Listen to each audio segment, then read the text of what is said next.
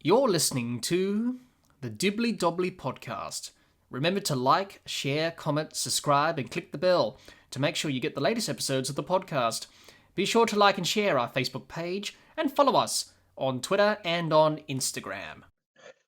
Hi, Jack. Good morning from Belgium, and my name is Rohan Ravindran, and I'm the vice chairman of Belgian Cricket Federation.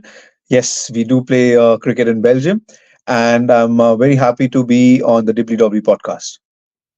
Hi, everyone, and welcome back to another episode of the Dibbly Dobbly podcast. And on the podcast, we have started a new series on the podcast looking at associate nations within cricket and how they are developing the game in their country. Many of us cricket fans know so much about the established cricketing countries and not enough on the associate nations who play cricket. So it would be nice to learn more about those associate countries, and via the podcast, people can also learn more as well. For today's Associate Cricket Series episode, we are discussing all things Belgium cricket. Joining me to discuss and talk all things Belgium cricket is the Vice Chairman of the Belgium Cricket Federation, Rohan Ravindran. Rohan, welcome. Thank you, Jack. Thank you for the opportunity. Yeah, it's great to have you here, Rohan, and it's great to have you here. Thank you so much for giving up your time today to speak to me about Belgium cricket. And that's the whole reason we've done this Associate Cricket Series series on the podcast, I should say, is about educating our listeners and watchers of the podcast and more broadly the cricket community about these associate countries and what they're doing to grow and develop the sport in these different places around the world, and good people like yourself, Rohan, behind the scenes trying to make that happen. And I've learned so much from the many guests that I've interviewed in this series. And no doubt today will be the same, speaking to you about all things Belgian cricket. And no doubt our listeners will feel the same as well. And probably after this, we'll want to check out all things Belgian cricket is the goal that we want to achieve, to check it out and see what is happening in terms of the cricketing spotlight there in Belgium. So it's definitely going to be a great chat, that's for sure. And we're definitely going to learn a lot. But before we do that, Rohan, as I do with all my guests that I've interviewed on the podcast, I like to take them back when they first got into cricket. And it's been very fascinating listening to people's memories on how they started to get into cricket. So Rohan, let's go back to the very beginning, growing up. I know that's a long time ago. Time flies. What were your earliest memories of watching, playing, and even going to the cricket? And who were some of your cricketing idols that you looked up to growing up? To start with, I think when you're in India, I grew up in India, and so when you are in India, I think cricket is kind of the first sport you pick up. And I think, to be very honest, the first big memory of watching cricket or starting to play cricket was the 1996 World Cup, I think, where India lost out in the semi-finals against Sri Lanka. And that was the first time I actually was following cricket and started understanding cricket. I was around 7, 8 years old, and I think that was the first moment. But when I really started following, and I said, okay, now I have to start playing more, was when in '98, India against Pakistan, they won the Coca-Cola Independence Coca-Cola Cup, and it was one of the first times that 300 plus target was chased down. And I remember there was the player called Rishikesh Kanitka. He played for very few matches for India, and he scored a boundary of the last ball or the second last ball to win the game. And I think we chased down 312 or 313 against Pakistan. So at that moment, I think Pakistan was a very good bowling attack in 98, 90, in the 90s and early 2000s. So I think that was one of the moments I really, really remember very well. And we were all shouting and celebrating. And I think from there on, I think like cricket, I've been involved in cricket since then. I've played for my school, college, and then also now in Belgium. So it just continues. Yeah, definitely. Well, it's fantastic to hear. You can still remember that after all these years. It's as a young kid, you can still, have Yeah, these images in your mind. yeah. These numbers sometimes I remember it quite well. The numbers or the matches. Sometimes I try to just. Well, that's the thing about cricket, isn't it? You can remember scorecards and numbers from certain matches, and you may not remember the rest of the match, but you remember certain things that have happened, like, oh, he took a wicket and this is the score and all that. So It's one of those things that Exactly. us cricket tragics have, Rowan, isn't it? That ability to pick out numbers from our brain, isn't it? Exactly.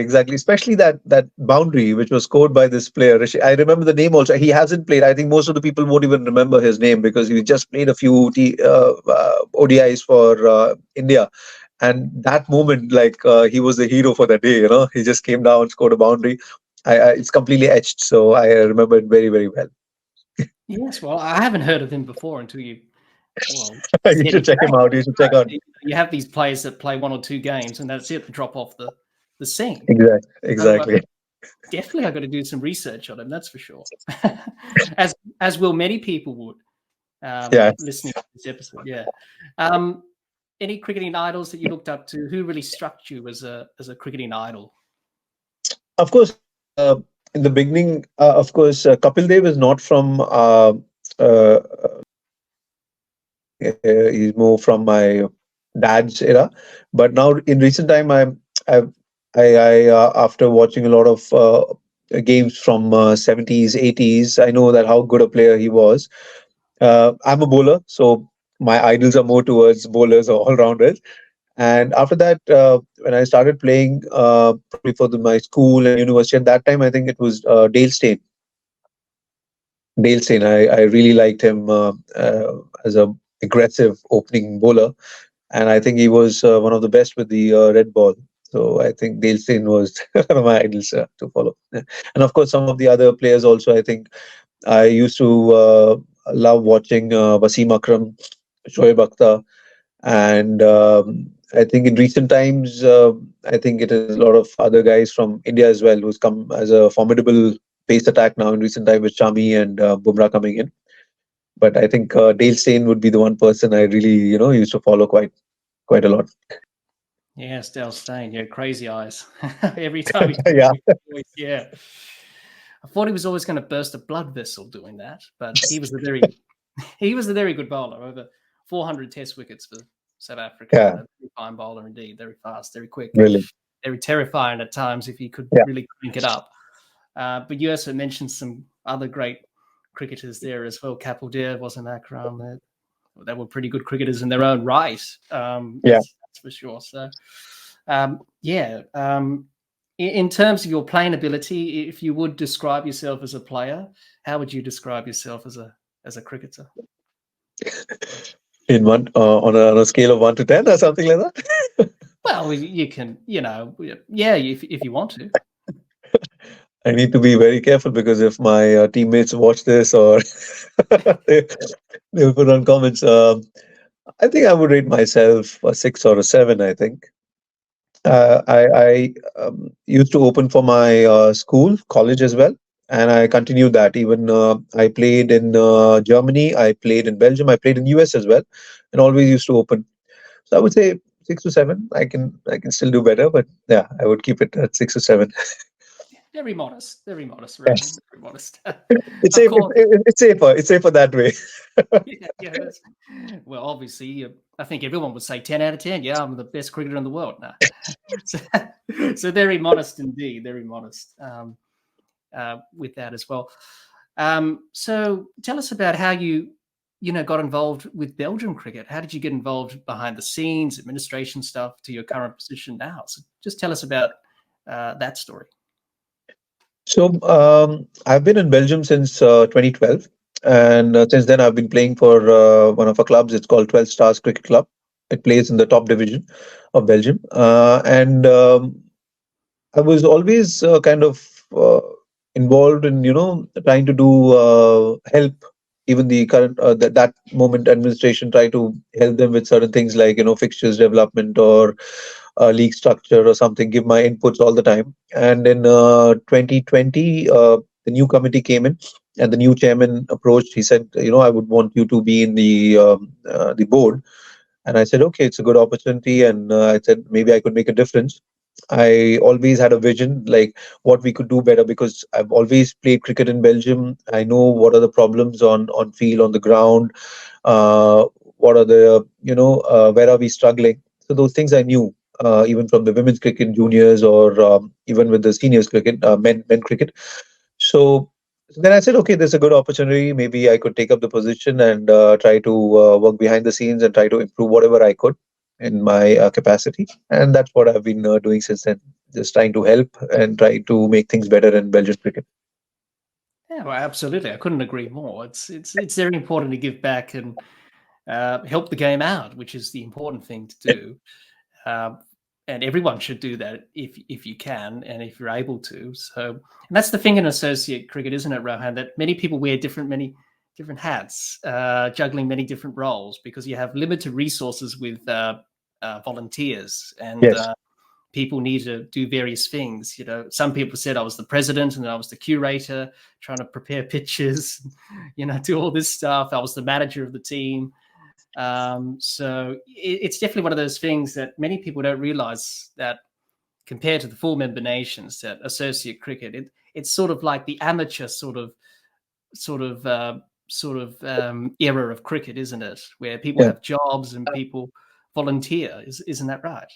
Yeah, absolutely. Because you can imagine if at one moment I was the captain of my club also for a few years, and I was on the board of the Belgian Cricket Federation. So you could imagine, I mean, the amount of stress and some because on the weekends I had to play and then come back and do all the admin stuff as well. So at some point I had to step down from the captaincy, and I think a lot of people do that. I mean, you can also imagine some guys before the game they come early in the morning. They, some grounds they have to cut the grass or set up the whole ground, these kind of stuff, and then in the evening.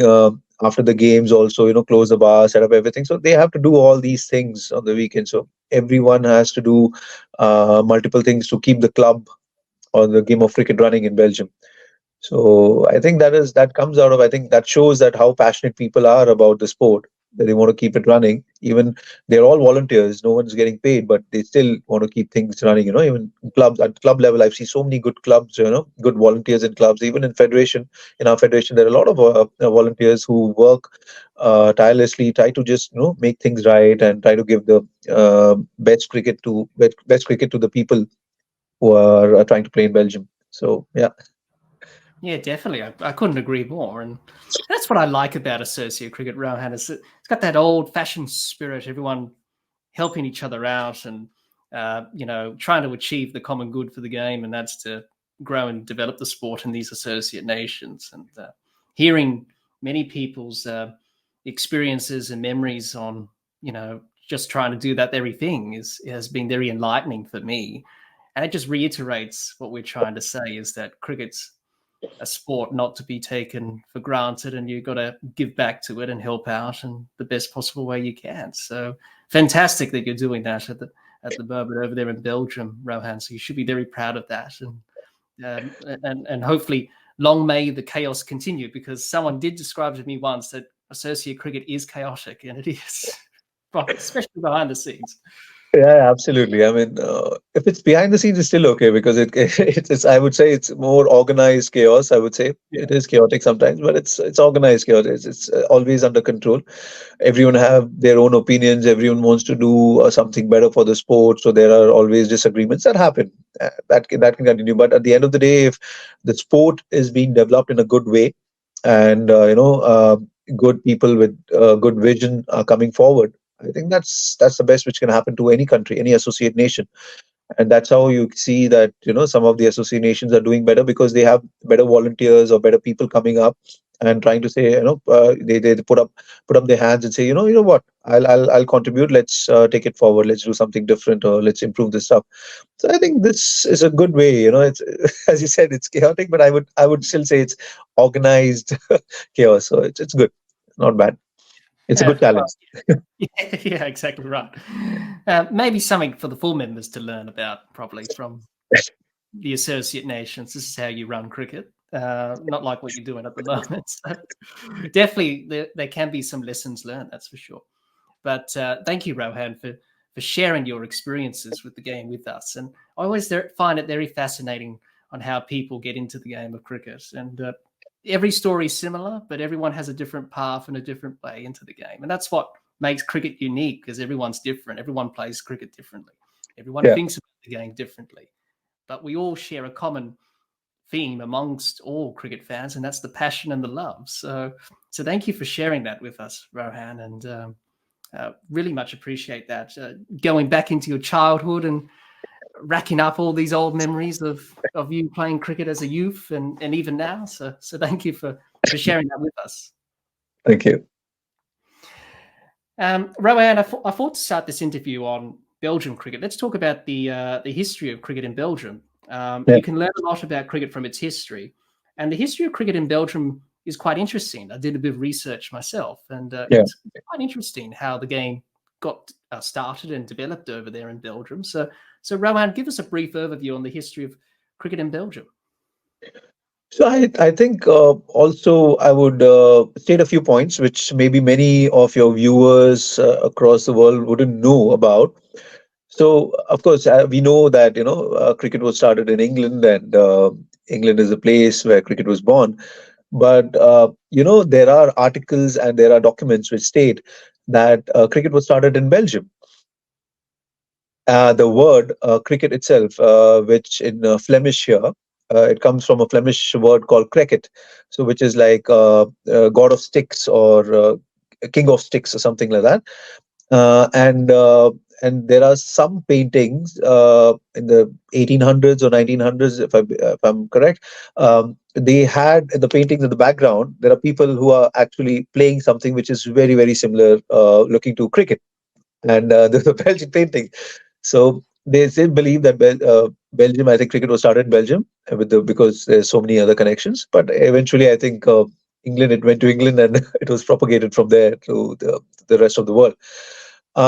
So for cricket, I think for Belgian Cricket Federation, we officially became a federation in 1990. And here it's a little complicated because it's not just a national federation, but we have regions as well. So we have the Flanders, where we speak Flemish, and then we have another region called Wallonia, where French is more dominant. And so these also have their regional governments. So we had to have associations there as well to apply for funding and get more support from the regional governments. So basically, that one, the Flanders one, was established in 2007, yeah, if I'm not wrong, and it got the recognition in 2021. And the Wallonia one was established recently in 2018, and it got its recognition just last year, 2023. So now, because of this, how things could work is now nationally the sports is recognized, and now slowly and eventually slowly and gradually we'll try to get fundings. We'll approach the regional governments, try to get more funding for the sports, and try to help the clubs in those particular regions. And also at the national body level, we could even approach Olympic Committee to have better infrastructure or support. So stuff like that. So this is how the cricket in Belgium works.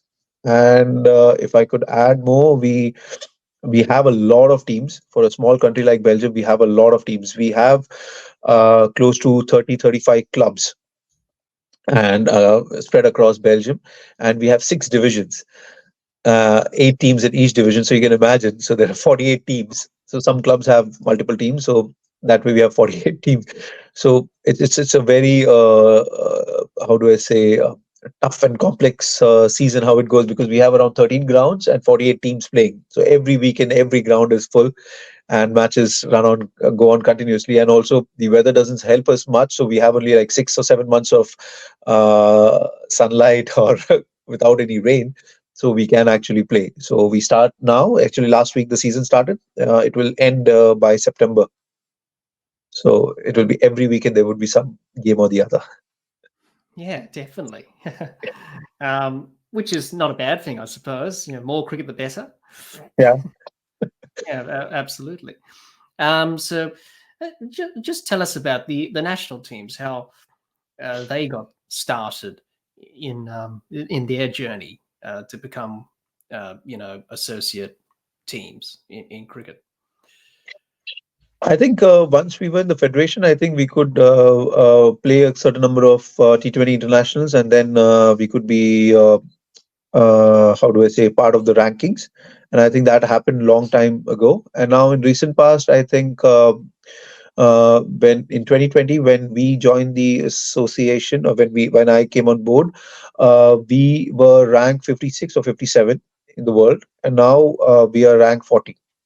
The best we went was 37 last year, but did not play too many T20 internationals last year. So because of that, maybe the rankings also came down a bit. So now we are at 40.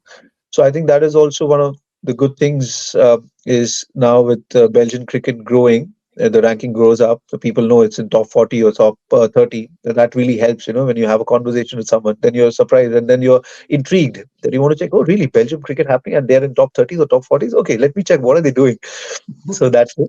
It's good. I don't know if you had an opportunity to see how Belgium national team plays, or you have seen. We are quite famous for this hard hitting. So we have some crazy records in T10 and T20 tournaments. So I think there are two big records. I think if you see the world global T20 internationals, at number 6, a batsman has gone and scored a century. That is from Belgium. And then the same day we had two T20s. The same batsman had scored a century and a half century. That's also a record. Same day scoring a century and a half century. Very great player from Belgium. Very, very good player. And then also we have the record for the highest ninth wicket partnership. Ninth, eighth wicket partnership, we had more than 100, and then the player actually scored a century at that moment. So we were completely, I think we were at 40 for 5 or 40 for 6 against Austria, and from there we went on to score 140, 150, I think, and then we won the game. So those kind of records also the Belgian guys have. And one of another, I don't know if you follow. There's another thing which is happening in Europe. Is right now is called with the ECN Group, Europe Cricket Network. So they are actually trying to promote cricket also here with a sort of format T10. And there we also have the record that from number 1 to number 11, every batsman has scored a 6 in a game. Wow. So yeah, so that's also because so in Belgium, or so not in Belgium, in Europe, they call it the Belgian ball, not the Bas ball, but they call it the Belgian ball. So it doesn't matter which player comes in at what position. The first ball could go for a 6. Might will go for a 6, something like that. So they don't care if the score is 24-8 or 24-2. If the ball is there to be hit, they will hit it. So that's what we are famous for. That's the form of cricket we play in Belgium. So that's what I wanted to, yeah, that's what I want to tell you. So if people watch how Belgium play, I think then they will understand. Yes, definitely. Aggressive and take the attack to the bowler, that's for sure. And get on the front foot and whack it as hard as you can. So, well, quite interesting. Yeah, well, that's the thing in associate cricket, isn't it? That you have all these crazy records and statistics that happen because now, obviously, everyone in associate cricket has T20 national status, both women's and male. Yeah. The ICC changed that in 2018 to include everyone and give them that status, which is a good move by the ICC, that's for sure. So that's why you see a lot of these crazy records happen and sides get bowled out for nothing and sides scoring 300 in a T20 match. Yeah. It gets a bit hectic and crazy, but as we mentioned earlier, Rohan, associate cricket can be chaotic. So definitely Exactly. that's for sure. But thank you for sharing that brief history lesson that you gave us about the history of cricket in Belgium, and I think people will want to study more about it. And that's the thing about cricket, that being a history buff myself, Rohan, I always like looking back at the game's history because I just do. It's very fascinating, and especially all associate nations have an interesting connection to cricket, going back years and years in the early days of the game when it was being developed, and how the game came to be a thing in these associate countries. So thank you for sharing that with us about the history of Belgian cricket and how it all started and how it developed to what it is today. So thank you for sharing that with us, Rohan. Rohan, let's talk about the Belgium national cricket teams, women's and men's. Be good to gain your insights on the two teams and learn more about their achievements, the players' stories, because many of the players come from diverse backgrounds. So Rohan, for those who may not know a lot about the Belgium women's and men's teams, can you tell us more about them, the players, and some of their stories? So I'll start with the men's team. Men's team, most of the people are from the subcontinent, Indian subcontinent, and from Afghanistan, Pakistan, India, Bangladesh. They're all from. Most of the players are from here, and they've come for work or they've come for education, and they've stayed. Or most of many of them have even settled down. They're Belgian nationals now, and they're playing cricket here. Um, I think it just shows, when you could not get an opportunity in your country, and then in an associate nation, you can still play cricket at the same global level. And let's say if we qualify, you will be playing with your idols or the giants from your country. That's a great opportunity. What this whole T20 status has done to us. So I think. Going back, these are the people who are mostly playing. Of course, then we have the people also from UK. Some of the guys from UK who also play in my club, for example. There are some guys who are also from West Indies, and you settle down. The South Africans also in some other clubs. So in the national team, I think this is usually the structure where most of the people are from the subcontinent, and we pick out the top players from each club, and they form the national team, and then they have kind of their trainings during the week, and then on the weekend they play for their clubs, and some of the people also get contracts in Netherlands where they play a little more competitive cricket with people from countries from South Africa, New Zealand. They come as pros and who play in Netherlands during the summer. So I think that way the national team is going on. And some of the crazy stories is like some of these guys who have also come to Belgium on the asylum visa, and from especially from Afghanistan. Some of our actually key players. He's come from Afghanistan, and he came on an asylum visa, and now I think he's got the nationality and stuff, and he's a very hardworking guy. And the amount of struggle you hear from them, but at the end of the day, when they come on the cricket field, they just want to play cricket. Monday to Friday they are hustling to try to do the job, get paid well, and on the weekends they come and they forget about everything and just play really hard, passionate cricket. So you can't even you won't even see that they're going through so much during the week, but at the weekend when you see them, they're happy. They're just trying to win the game, going all out. You really start appreciating that that life is tough, but cricket as a sport, that's what the sport is doing is for the, as you said, also for mental health. It's so good because when you play, you meet people, and you win games or lose games or whatever. I would say winning is better, but then you win. I mean, you forget about all the other problems in your life, and you focus on that particular moment. You enjoy the moment. So I think that way I've seen all these guys or kids, young kids who come in. They really take up to the sports just as a way to get away from their issues or problems or worries, and try to focus on a lot of kids like that. So I think that is a story from a national team. I think this is mostly the story of young guys who are coming, from coming as asylum seekers or something, and then when they take up the sport, also in a way, it also helps them to integrate in the Belgian society when they play the sport, they learn the language, and then they integrate. So the sports give them that opportunity to do. So that is the story with the men's national team. And as I explained before, the cricket what they play is really hard cricket. So it doesn't matter who's bowling; they will go after the bowler.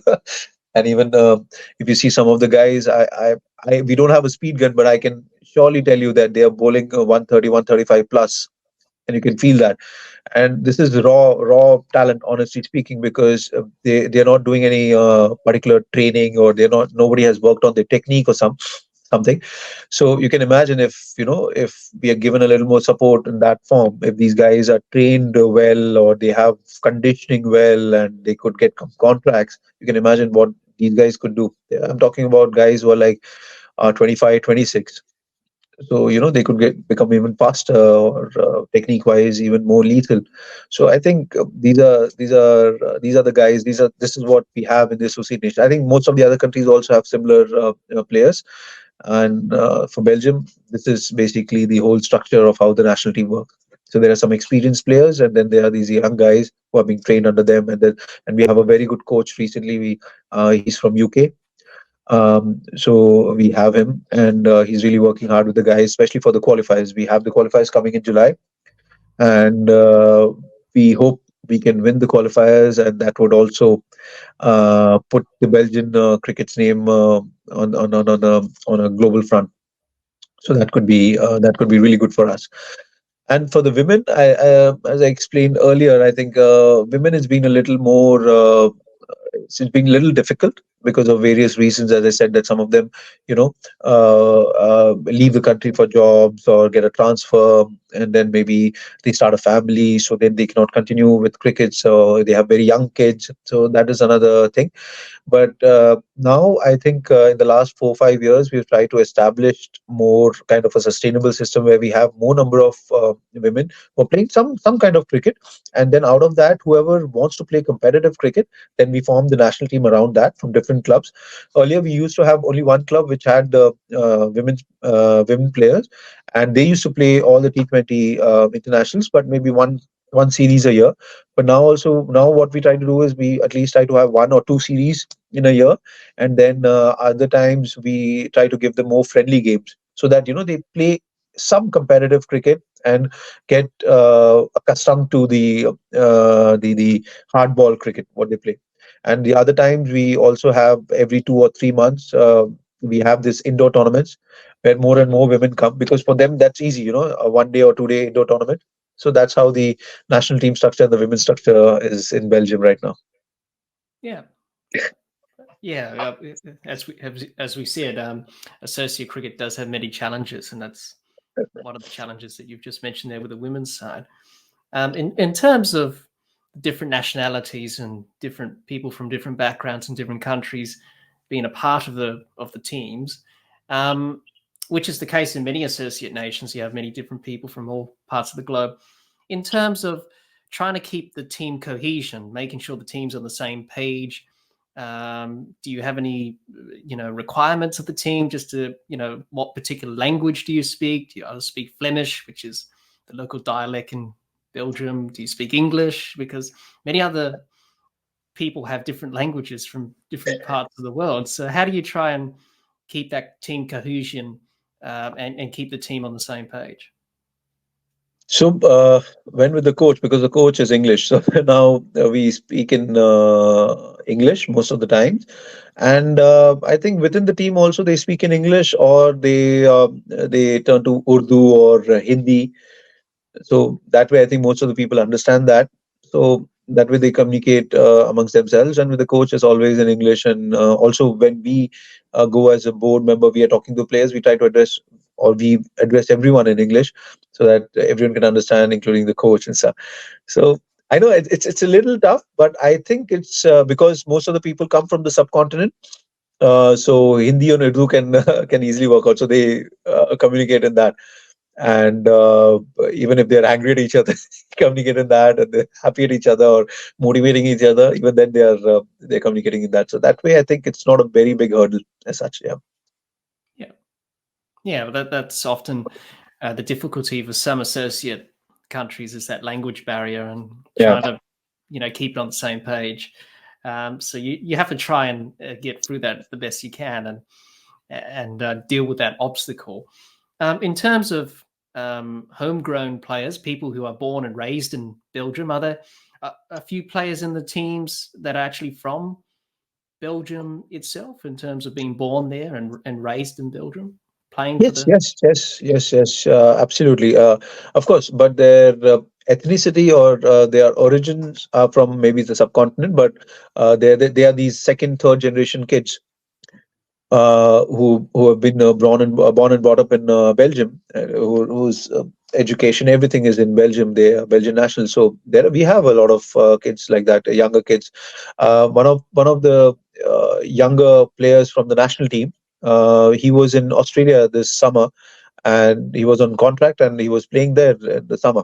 So he got a contract. So he's kind of almost semi professional. You could say he goes to other countries on contract and he plays there. A young talent, and he's come back now, and he'll join the national team now before preparing for the qualifiers. So we have players like that the second, third generation. Even especially in our junior section, we have a lot of players like that who are born and brought up. Of course, as I said, the ethnicity could be from India or Pakistan or Afghanistan, but I don't think so. They have such a big connection there because they're born here. Their education system is completely Belgian. They speak the language very fluently, and just because they have been introduced to the sport, they are playing it here.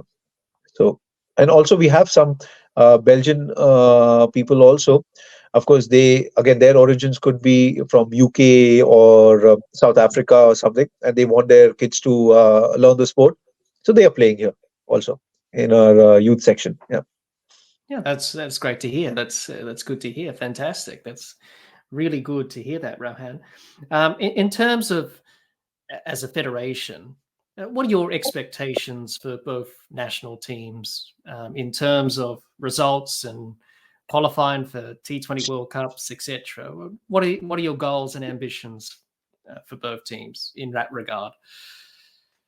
Uh, so I'll start with the women's here. So for the women, I think we'll keep it simple because of the whole. So we are focusing on the process right now for the women. Is like to establish a sustainable process where we have a lot of women who are interested to play, not to put them in, uh, at a very high competitive level initially itself, so that they lose the motivation to play. We don't want to do that. We want them to play, come and enjoy the game more rather than think about if they have to win or lose. So that's our first step. So once that happens, eventually, once they think that they're ready, then they will become more competitive themselves. They will take their own time, and we let that happen. So for the whole process is just to get more and more women introduced to cricket, let them enjoy the sport, and let them pick up the sports. So that's the whole target with the women's development and the women's team, national team, going to the national team. So national team is the last step. The process starts from getting them to play, understand the sport, understand the rules, and try to get them engaged, try to get them to play maybe once or twice a month. The weekends come and play those tournaments, indoor, outdoor, and then slowly get them addicted to the sports like the way we are addicted to the sports. And for the men, yes, of course, because it's more established, and the guys are at the national level, they are very competitive. They want to win. They want to go up the ranking.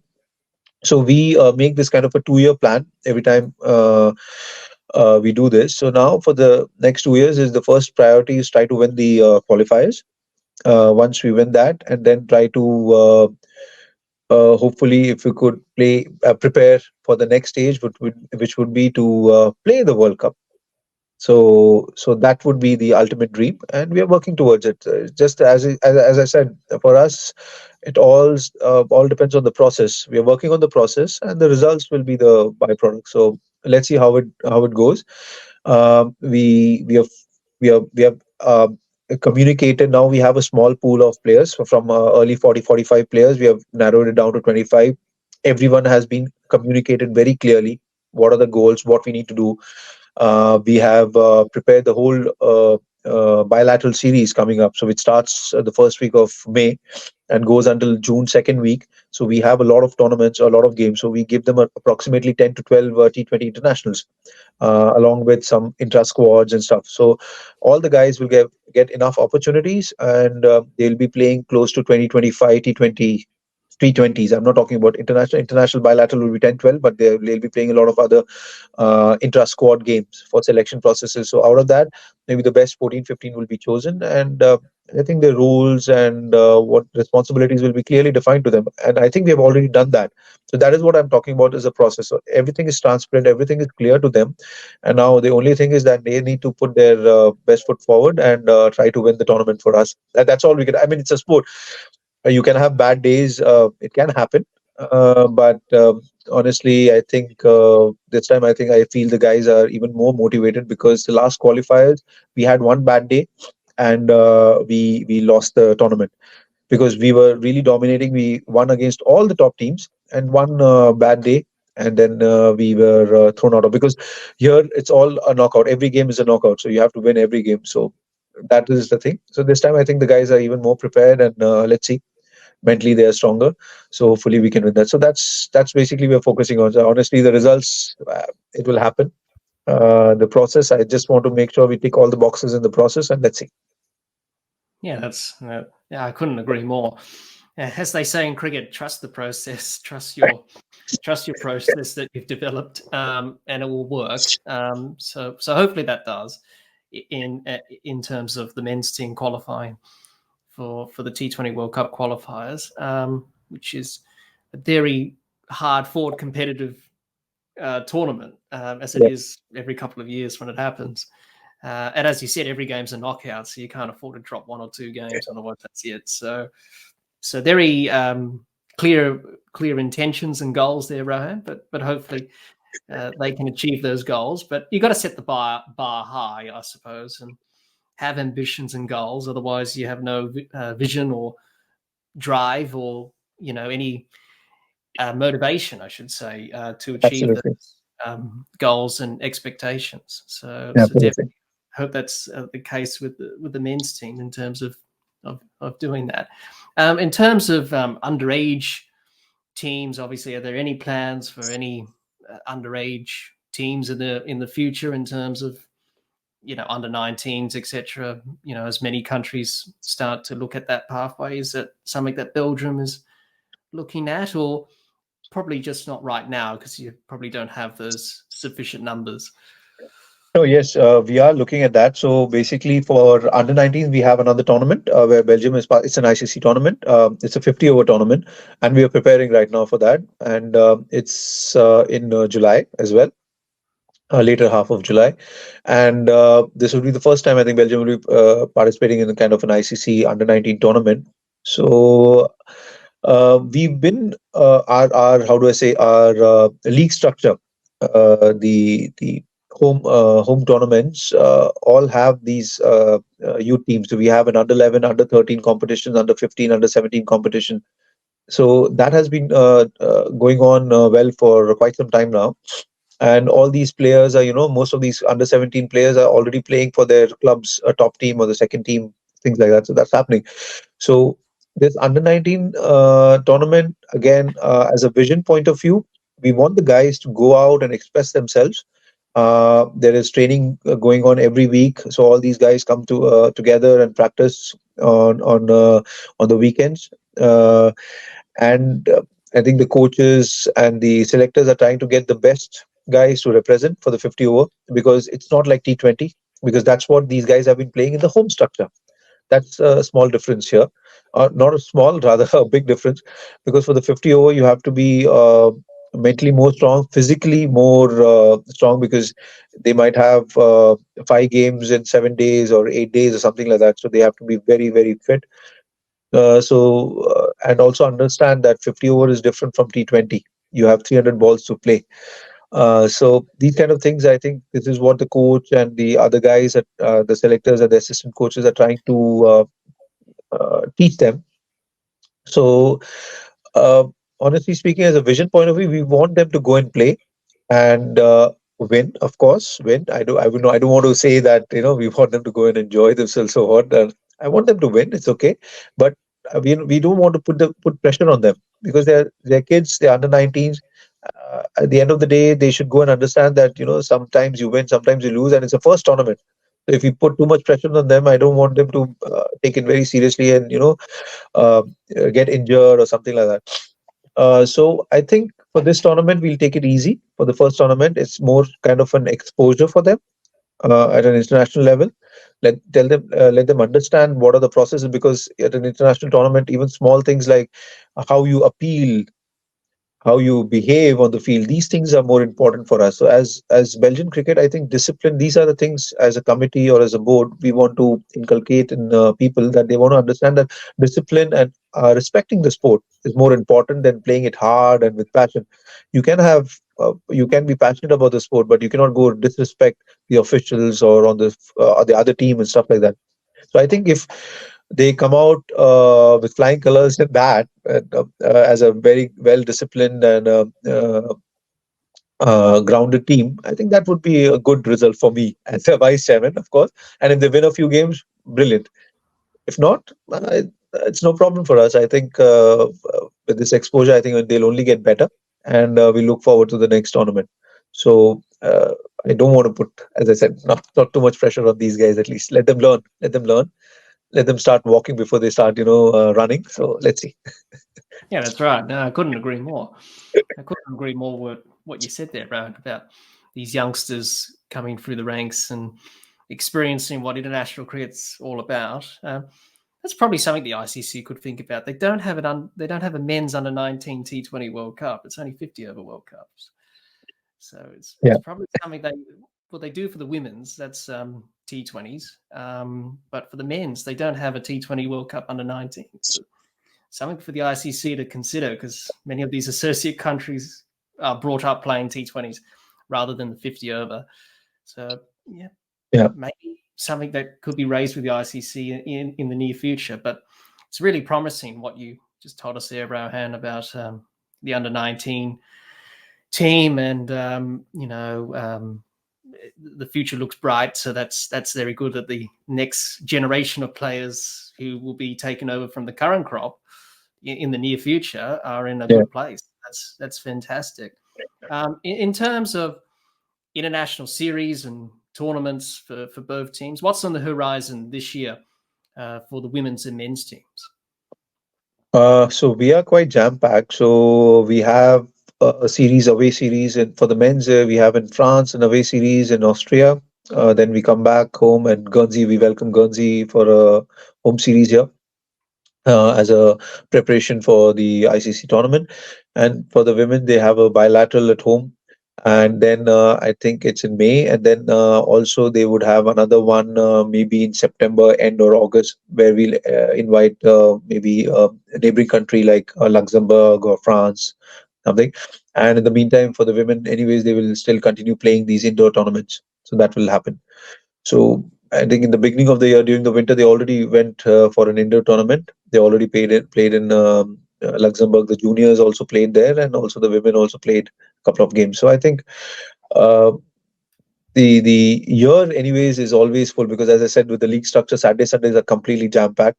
So everyone is playing one or two games every weekend, and during the week we have the national team training for the women juniors as well as the men. So they are quite jam packed that way. Well, that's I suppose that's a good thing. I suppose keep them busy and playing more games, which is what you want in associate cricket, to get better and learn and develop each and every game and series that you play. You don't want to be sitting on the sidelines doing nothing, twiddling your thumbs all year. So that's fantastic to hear that both teams are busy, and that's fantastic. Not the case with other associate nations, because their schedules and fixtures are a bit different to other countries. But good to know that both teams for Belgium are definitely going to get some cricket and definitely going to get some opportunity in the middle. So that's fantastic. And also thank you, Rohan, for sharing your insights on both the women's and men's teams in Belgium. I think everyone watching and listening would say with me, we wish you all the best and hope Belgium cricket can achieve a lot of good things in the years to come, and certainly for this year as well. And hopefully maybe shake up the T20 World Cup qualifiers as well, maybe cause some surprises there. So we wish you all the best, Rohan. The team's doing some wonderful things behind the scenes to help the women's and men's teams out. So hopefully they can achieve a lot of good things and hopefully win some series and hopefully do well at major events and qualifiers. So watch this space. Beware, everyone. Belgium cricket are emerging.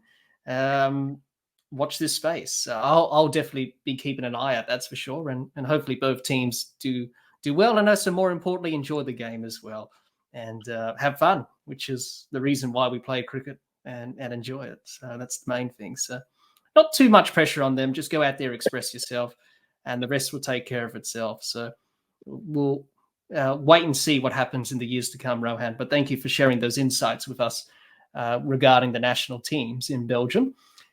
Rohan, let's talk about the growth and development of cricket within Belgium in terms of getting cricket into local communities, clubs, schools, grassroots, etc. Rohan, this is one of the challenges that many associate nations have, is how they introduce cricket and promote it. That's easier said than done.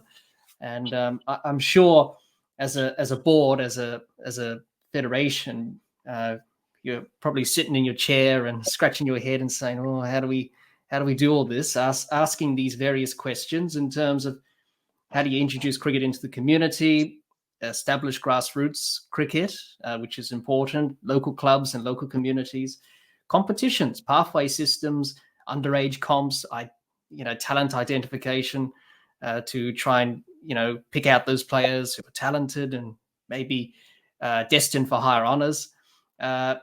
Having facilities like nets and grounds, which is the biggest problem for associate cricket, is that you don't have access to grounds or turf pitches, mainly artificial pitches and grounds, and mainly the football stadiums or grounds in Europe, because football is a big sport, as we know. Yeah.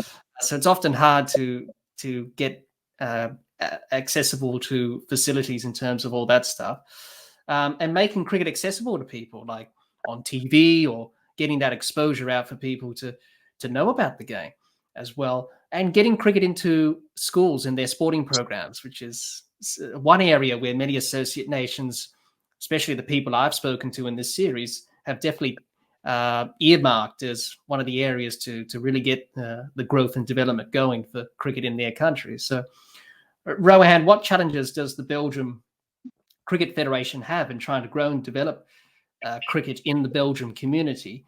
And do you see cricket becoming a mainstream sport in Belgium? Your thoughts on that? Tough question. Yes, of course, we are working to introduce the sport to more and more for the Belgians, or in the actual grassroots level. But the difficulties, again, the coaches, the availability of the coaches. We have quite a few coaches, but the availability of coaches, as I said, everyone is a volunteer. They work, they have their own day jobs and their family. So whenever they have time, they go and do these school initiatives. But even with the school initiative, the other thing is the language, the local language. You have to speak Flemish or Dutch, or then the French. So of course we have some of the guys who can do that as well. Then go and play, go and introduce the sport. So that way we are trying to do. It's very difficult, because to get a slot from the schools first of all, and then find a person who's available in those slots, and then the person should also know the language. So these are, the very basic difficulties or the issues we have. Once we cross that, then the thing is that from the schools, when we teach, it's just 1 or 2 sessions we get, right? So from 1 or 2 sessions, the kids are just having fun for a few hours. But what happens next?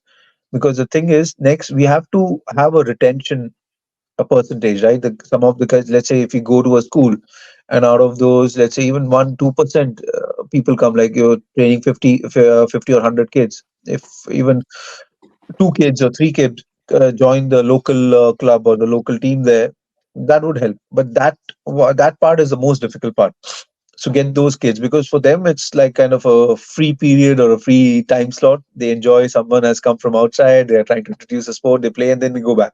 Because everyone, especially in countries like Belgium, there are so many other sports. They have their own, like hockey, then they have football.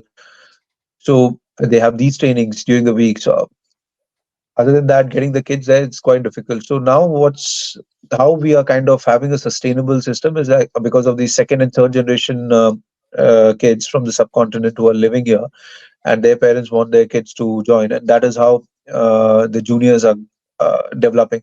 And then what happens is, when these guys are playing, they introduce the sport to their friends in the school. So their friends come over, and that's how they get introduced to sports. And that's happening. That I've seen with my club also, and that's happening. That's a good thing.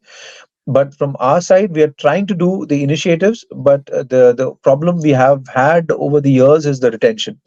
So that is a big and honestly, we haven't been able to understand how we can uh, crack that. So I think we'll still be working on that. So this year, once the qualifiers are done, then our focus will be on doing more school initiatives and having a chat with more of these schools, and try to get cricket into grassroots level. And for the second part of your question, of cricket becoming a mainstream sport, yes, I can see that it can become a mainstream sport, because of so many uh, foreigners, especially in the region of Brussels, living, and especially with this IT boom. There's so many people coming into Belgium. So I think it could become, because the large population of people playing cricket, it could happen. Of course, it won't become as big as football in Belgium, in Europe especially. That would be a very difficult thing to do. And I'll be honest, I mean, that would be very difficult. I won't say that, yeah, it's possible, because I won't be honest to myself. But I think for cricket, I think yes, it can happen. It can become more popular. Now, it being recognized. So now the board and the committee has worked closely with the regional federations to get this recognized. So once that is done, so now we can approach Olympic Committee and talk to them also to get more fundings or infrastructure and support stuff like that. And once that is done, then via Olympic Committee, you can get introduced to other sports and other experts from the other sports, especially for conditioning and fitness and stuff. So that way, I think the sports will be propagated and more people will know about it. And one more thing, what we feel now we are doing is, when the clubs are joining, especially in Belgium, as you said, you have to rely on these football clubs where they have the grounds, and then we try to put the grounds uh, you know, uh, with them, and the season perfectly matches because football is played until May, and then cricket starts from April, May until September. So that's the season also matches. So we can do that. So year round, the football ground or the football clubs can get a revenue. When you do that, we would also urge the cricket clubs now, whoever is forming the association like that, to get some membership from the football clubs and introduce those kids to cricket. That way, there would be guys who are playing football as an additional sport. They could also learn cricket. So that way, more kids from let's say, as Belgians, as the Belgians who are from Belgium, those guys, they would start learning the sport. So that way, and then they would speak to a couple more guys in their school or in their community, and that could help. So this is one of the strategies we are thinking, that the guys to talk to the club chairman, that if they could also get or organize some tournaments along with the federation to kind of have an open day sort of a thing, so these guys from the football club or rugby club or whatever can come and try out the sports. If they like, they join the team, and then they play on the weekends, just like that. So that could be a possibility. Yeah, absolutely. I suppose in associate cricket, you have to do things that are not traditional methods in terms Absolutely. of growing and developing the sport. Because if you do a traditional method of growing and development it, like in Australia, India, or England, it won't work in an associate country like Belgium or other countries. So you have to try and think outside of the box Exactly. and do different things. So, are you um, always mindful of that in terms of, all right, let's not tinker too much, but if we need to make some changes, we'll make some changes if things are not working. So, your thoughts on that? Yeah, absolutely. I mean, if some things are working fine, I would not fiddle around much with it. Rather than changing the process, we'll just kind of improve the process. That can be done. For example, the women is the biggest example. It wasn't working earlier. Uh, I mean, so many years it wasn't working. It wasn't getting that push. That momentum. It was not getting that momentum. But now, recently, in the last 2 3 years, it has done. So because we put in a little effort, try to think out of the box what we can do. So that's how it's worked. So even with other juniors or getting the sport into the grassroots level, yes, we can do that. What we have certain processes which are working, but again, as I said, the the the final result has to be how many people are coming and playing the sport with the club or joining the junior section of the a particular club in their region. If that's not happening, then that's not the result. So if the result is not happening, process is good. But if the result is not achieved, then we have to change something in the process, tweak something, or come up with something innovative to get the results. So that's how it works. I mean, at least my mindset or my vision with along with my board members has always been that if the process is working fine, we can make it better. But if the results are not being achieved, then we have to change something in the process. Not reinventing the wheel, but the whole process. Some steps we could change, and that's what we've been trying to do every single time if we don't get the results. So let's see how Yeah, it yeah, goes on. that's right. Yeah, it's a bit of trial and error, isn't it? You gotta see how it goes. Are many people receptive in terms of various people within schools and local sporting organisations, are they pretty receptive towards cricket? Do they want to try and help in the best way they can?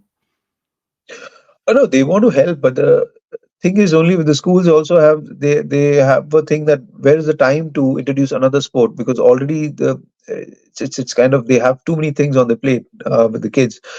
They're going for even in my club. Uh, the junior section, if you ask the kids what are they doing on the weekdays, the guys are going for football, karate, basketball, swimming. I mean, even I feel bad for the kids. You cannot push them to learn another sport, another sport, another sport. I mean, they need to have some time to relax as well, after school. So I understand from that perspective, especially for the kids. So it has to be like you can introduce, and you should make it as simple as possible and as enjoyable as possible for the kids. The kids, a simple thing. If they enjoy it and they are motivated, that they are enjoying, they're given a chance and they like to play, they like to hit the ball or they throw the ball fast. If they get that sense of how do I say, kind of, they get a sense of the thing that if I play this sport, I can be a little happy, I can enjoy myself, I can express myself, and just relax. I'm not into a competitive initially in the initial days. Then they will get attracted to the sport and they will join the sport. Then the affinity towards the sport will increase, and once that is done, then eventually they would. It happens, once you start playing better and better, you want to become more competitive. For any person who starts, the initial is, even if, I mean, anyone who goes to the gym also initially, if you see those initial gains, then you get motivated. If it's not happening, they say, nothing is happening, or I'm not losing weight, or I'm not gaining weight. So that happens. So with the kids also, it's very, very simple. It's a very thin line, so you need to be very careful, especially with my club. I let the kids enjoy, and then I slowly and eventually, gradually, I try to give them the exposure towards the leather ball. And once they got used to it, the thing they were scared of, ball hitting them. Once that was gone, then they started enjoying. Now they want to play only leather ball. So this will happen, but the coaches or the guys, us, whoever is training or involved, they have to be very careful. Once they cross this hurdle, then they will just be for them it will just become a sport like football or something that they know how to play and they are enjoying it. They will come and play, and then they will start wanting to win and they will become more competitive. So that's the only thing. Yeah, that's right. And also, cricket can also be a tedious game at times because not everyone bats or bowls.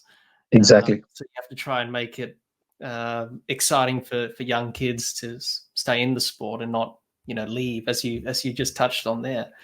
So those are the challenges that I think all countries face, really, not just associate countries, in terms of keeping young kids involved and engaged.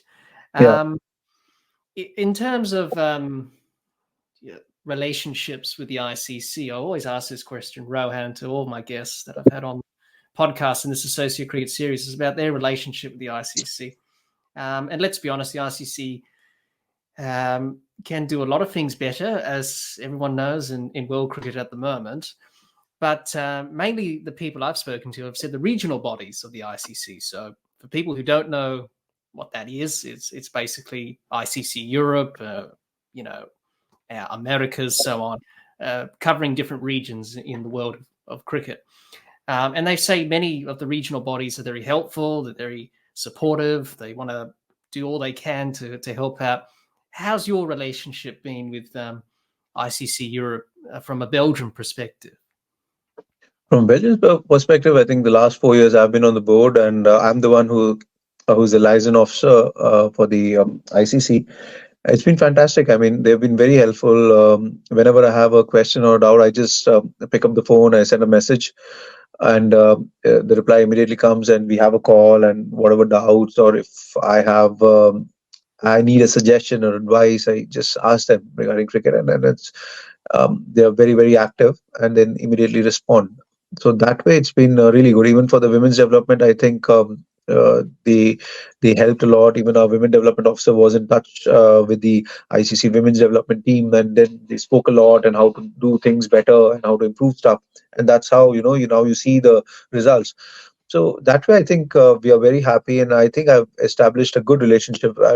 Me, as a representative of Belgium cricket, I think we have established a good relationship with the ICC Europe, and I think they're also quite happy with us. I suppose I could say that, but I think that way, I think everything is fine. We have a good understanding. Processes are transparent. We tell them whenever we are in trouble, or if some deadlines we're not able to meet for some reason or something. They're accommodating. Sometimes they help us out. It's trying to reach the deadline. So that's very good. Yeah, no, that's fantastic to hear that, and that's generally the same responses many people give me as well, especially from the European countries that I've interviewed on the podcast, and people have said, yeah, they've been really helpful and supportive. So that's fantastic. That's what you want to see, really, from Yeah. your governing body, of course. Um, in terms from your perspective, what can be improved? Any improvements that you would suggest in terms of the ICC trying to help grow and develop the sport? Let's just say Mm. in Europe, for example. I think for that, one of the main things what I see is we could have something called what we have in Asia Cricket Council. We could have something kind of an European Cricket Council here, and what that would do is, of course, we'll be still reporting to ICC. Nothing changes in that way. Just that all the countries who are reporting to ICC in different ways, like individually, they will all come under one umbrella, and they will report together, and we will have a representative who will report to ICC. So everything goes the structure. So that's what I was talking about, right? The process and the structure more or less remains the same, just a small tweak here and there just to improve. And that could help us, because that way what happens is then Europe won't be said as like Belgium, France, or Luxembourg, or Austria, or something like that. Then they'll be called as European Cricket Council and one entity. Once that happens, the sponsorship, the media rights, all these guys would come to that council or the association, whatever we found. So they will come to them rather than going to one country individually, and that way we could get better offers or better deals, and that could really help grow cricket. Then we could have a yearly cricket championship. For example, in Belgium you can only play cricket for 6 months because of the weather, but in Spain or Portugal you could play, or Italy you could play for a longer period. Same for Scandinavian countries, you cannot play throughout the year. So that would change. So these guys could have a European Championship in some warm country during the winters, and during summer they could have some, like how it happens in football. You could have like the European Champions League or something like that. We could have something more entertaining, and that way, cricket goes on 12 months throughout the year. So that is one thing which I could, it's my personal opinion that I could say that this could really change things in Europe, and that could put cricket especially in Europe, in a very good place, and give it more publicity. Yeah, definitely. Absolutely. It's something that the ICC could consider, or maybe the European associate countries could come together and probably discuss that amongst themselves, maybe. So definitely it could be an option. I think Europe did have a cricket council before, but then it got disbanded Yeah, and never really got resurrected again. I've heard Yeah. of that. Yeah, Yeah. So hopefully it could come back in a different form and yeah, could benefit both parties, really, and all countries in Europe, to make the game better and stronger. So definitely something for everyone to consider when they meet around the table, and they get together and have their meeting or a chat about these certain matters. In terms of volunteers, people volunteering for various roles, umpires, coaches, scorers in Belgium, are you getting a lot of people wanting to volunteer for those various roles, Rohan? yes, we have a considerable amount of volunteers for that. We have a lot of umpires. It's kind of what we did is we made it mandatory that you need to have a certain number of umpires from your club officiating in the games. If you don't do that, then you have a fine at the end of the year. So we did that. So that's, again, as I said, that these are small things we did to, it's just initial, the initial hurdle, that you get them on the ground. You say umpire a few games, and you'll understand, and then they start enjoying it. And then, of course, then the clubs make it a point that during the start of the season they say, okay guys, we need to do 6 games or 8 games as a club. Who are the volunteers? Put up your hands and just go and do those games, and then it's sorted. That's it. We don't get any penalty, we don't get any fine, and that way every game has an umpire. So that way, so it's, again, people need to understand that you're playing cricket in a community. Everyone needs to put in their 1 or 2%.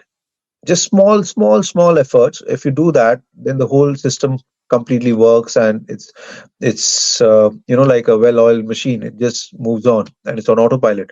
So everyone needs to just do their small bits. No one needs to do like, and if they don't do that, then it falls on a few individuals and do those who have to do 50-60% of additional job.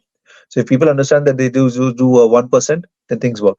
So for that, sometimes we have to do take steps like this, that they might have penalty if they don't give umpire, but in the end, it works. So sometimes. Yes. Yeah. Yeah, absolutely. You get results. I suppose, yeah, I couldn't agree more. You got to give back and lend a hand. And obviously, the ICC are making it easier for people to learn umpiring and coaching and scoring with various Yes, courses that they have on offer. absolutely. Um, and I've discussed that with many people I've had chats with in this series. And it can often be hard as well, the language barrier as well, trying to translate certain things or laws of cricket into, well, different languages around the world. So, but the ICC are making that accessible, and it's easier to do that now. So that's pretty good. I did have the idea, Rohan, when I was speaking to people from Estonian cricket in this series. I did suggest maybe the MCC should provide some laws of cricket in terms of translation in different languages. It's always been in English, which they haven't Yeah, thought about that, and I thought that was a good idea. It can only benefit everyone in yeah, terms of helping them out a bit and understanding the game a bit more and in a different language. I know certain things in English can't be translated to different languages because for obvious reasons it's a bit difficult, but something, because cricket's a global sport and we should think about these things in terms of how can we make it accessible for people to understand certain things within the absolutely. game. Within the game. That's a very good idea. Yeah, that's a good idea. I mean, even to when you go for school initiatives, you could give this booklet and say, but of course, it's going to be a massive booklet, but yeah, but yeah, that's a very good idea. But I'm thinking about it. Yeah, it could be a very good initiative. Yeah, Well, there you go, Rohan. I just gave you an idea to think about. Maybe we could, yeah, but it's true because not many people have thought about that before. It's always been in English. You got to exactly. imagine if we had a laws of cricket book in French or Italian or in Flemish or in Belgium, obviously because that's what they speak, in many different languages. So it can only benefit everyone in the game of cricket, and certainly the ICC are thinking about that. I'm sure we could. Because Yeah. primarily the sport, cricket has been primarily it's been played by the Commonwealth countries. So Mm. yeah, in it, I think no one thought about it. But now since there's associate nations, countries from Africa, countries from Americas are all playing, so I think yeah, it could help. Yeah, definitely. That's a good Yeah, idea. it could. Yeah, definitely. Something the ICC could consider about. In terms of the future, in terms of growth and development, are you optimistic that the numbers will continue to rise and rise under these various programs that you've implemented? Absolutely, I think in the last 5 years itself, we have seen a tremendous rise in the number of teams, clubs coming in. But again, I'm a true believer that the numbers don't matter. It's more the quality in the numbers that needs to come up. Um, as again, if high number, if it's just too much of the numbers really go very high, and if they're not respecting the sport, they're not disciplined. They just want to come and play hard and disrespect the officials or something like that. Then I wouldn't. As a federation or as a committee or as a board, we would not appreciate that. We don't want that kind of good numbers. That's not going to help, because for us that is not a quality number. So we want to have numbers increasing, but again at the same time, what we do at the junior level is when they're coming via the junior sections and the junior competitions, they need to understand what actually cricket is as a sport, what are the rules. Because if we don't teach them now at a league structure or junior level or even at our home league structures, then they're going to have a lot of issues playing international cricket, because they are very very strict. I've seen that, and I know it. So I think yeah, numbers will increase for sure. Numbers will increase, but again, as a federation, we need to make sure the increasing numbers have to be more quality based. Yeah, that's right. I couldn't agree more. What's the old saying? Quality over quantity. Yeah, Yeah. absolutely. Yeah. No, that's right. That's right. You want, you know, to have good numbers, but you also want quality, as you mentioned, and hopefully that is the case. But from what you've told us, Rohan, in this chat, the growth and development looks promising. It looks optimistic, and you got to be optimistic and hopeful that the numbers will continue to grow and kids get involved in the sport, boys and girls, and that's happening. And good junior programs, good numbers there, and people getting around and helping each other out. So it's fantastic. You should be proud of what you've achieved as an organization in terms of getting that off the ground. So definitely encouraging numbers. So let's hope that the growth and development of the sport and in Belgium can continue to rise and rise, and hopefully more people catch the cricket bug, so to speak, and get involved in this great game, which we all love so much. Um, Rohan, we've finally reached the last topic of our chat today. I've enjoyed it immensely. We've only got one more topic to Okay. get on before we wrap up today. And I thought we talk about what the future holds for cricket in Belgium. It's very hard to predict the future, as we know, but casting our minds into the crystal ball and predicting what may happen in the years to come. So, Rohan, how do you see Belgium cricket and associate cricket going into the future? Your thoughts on that to end on today. Belgium cricket. I'll start with Belgium cricket first. So Belgium cricket, because I have a simple vision that uh, we should be recognized as a very disciplined and a very hardworking team as a nation also. Because of course, when the national teams go abroad, they represent the nation. Nobody knows how the leagues go on, right? So that's why I put national team in front, women, juniors, as well as men. I put them because they are the representatives who go abroad, and then when they play, they represent Belgian cricket. And I want them to play hard cricket, but at the same time have a very good um, uh, discipline on the field and represent cricket in the best possible way. And that is the vision for the national team. And going forward, I think the talent wise, I think Belgium has immense talent. I think that is it's like a factory. Continuously, guys will be coming. The next generation will be playing cricket. I have no doubts about it. It's just that how they're going to take those things under their stride and try to do better. Because talent is there, they should not be complacent. They have to use the talent in the right direction and continue, and then the cricket will keep on growing. As you said in the last, as I said in the last 3 years, we have come from 57 to the late 30s. I think this could, in the next 5 years, 6 years, if we do well, keep doing that, maybe we could reach the early 20s or the late 20s or something like that. So that way we could be recognized even more, and with rising numbers, we could get more support from the Olympic Committee and the regional federations. So it's all proportional. If one starts working, it's a domino effect. So that's the vision for Belgium cricket, and I think that's how it's going to work, and it will go forward. And I hope even tomorrow. The next board members, or if we continue, or the next board members have the same vision as a similar vision towards cricket, and they also focus on that. That will really help the cricket.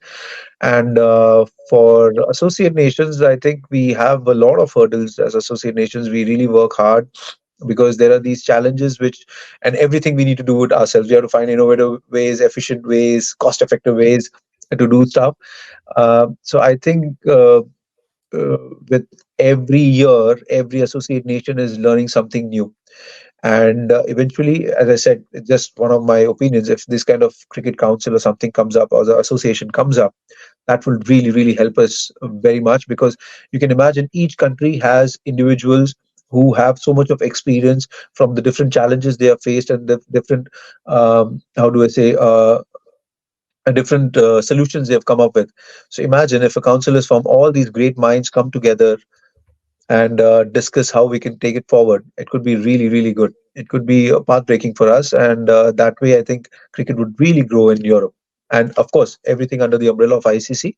But that way, all these individuals can come together and have and, put all their efforts together, and that could really, really help European cricket. So I think that's where I see cricket moving forward in Europe. hopefully. Yeah, definitely. And thank you for sharing those predictions into the crystal ball. Let's see what happens in the years to come, and let's see what happens in the years to come in terms of Belgian cricket and also associate cricket. But the future looks bright and optimistic in both fields. So let's hope that's the case going forward. So thank you for sharing that with us, Rohan. Rohan, thank you for joining me today for this Associate Cricket Series episode to discuss all things Belgium cricket. I've enjoyed it immensely, learned so much, and I'm sure everyone listening and watching has as well. Rohan, if people want to get in touch with you or the Belgium Cricket Federation, if they want to make some inquiries or need some help on certain things, where can people do that? On our website, if you just put on Google Belgium Cricket Federation, you will go on our website and you'll have all the email IDs. Then we have our administrator's email ID, the manager, and then you can send him an email and you can get in touch with him. Yeah, well, that's pretty straightforward, isn't it? Yeah, we'll leave a link to those in the description of this episode for people to check out if they want to make some inquiries or want to learn more about cricket in Belgium. Before we go, remember to like, share, comment, subscribe, and click the bell to make sure you get the latest episodes of the podcast. Be sure to like and share our Facebook page and follow us on Twitter and on Instagram. Most of the podcast is available on Anchor, Spotify, and on Apple Podcasts. Once again, thank you, Rohan, for joining me today to discuss all things Belgium cricket. I hope all of you watching or listening to this Associate Cricket Series episode learned a lot about cricket in Belgium from Rohan. Until next time, keep safe and bye for now.